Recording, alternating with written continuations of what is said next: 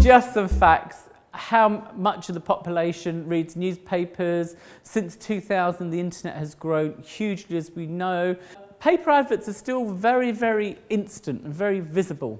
As soon as you pick them up, you can see an advert, and as you flick through, you can see the advert as you see there.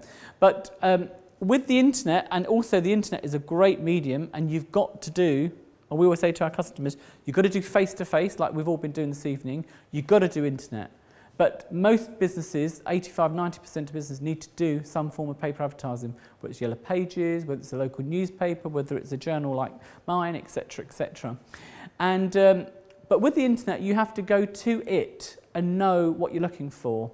So if you're looking for a carpenter or a plumber, like I was looking for a double glazier, you turn the machine on, you go to Google, you go to your Internet Explorer, then you click onto Google, and then you search for that.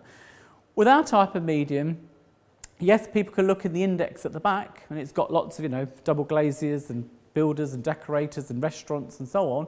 But also, when Mrs. Jones is sitting there in her home in Amersham or wherever she may be, and she flicks through the page and sees the plumber, and now I've asked my husband to fix that leaky tap so many times, you know what, I'm going to do it myself. And she'll phone Joe the plumber from the book, and it's kind of in her mind that she wants that but never got round to it. But the actual being instant, the paper being instant right there, a bit like when you read a newspaper, of course, is that she'll phone that plumber straight away. Or when she wants some curtains made for her soft furnishings in her front living room, whatever it may be. So in that respect, there is much more of what I call a false distribution of the actual product through the door, because unless you say no mailers or circulars in this, it will go through your door, okay?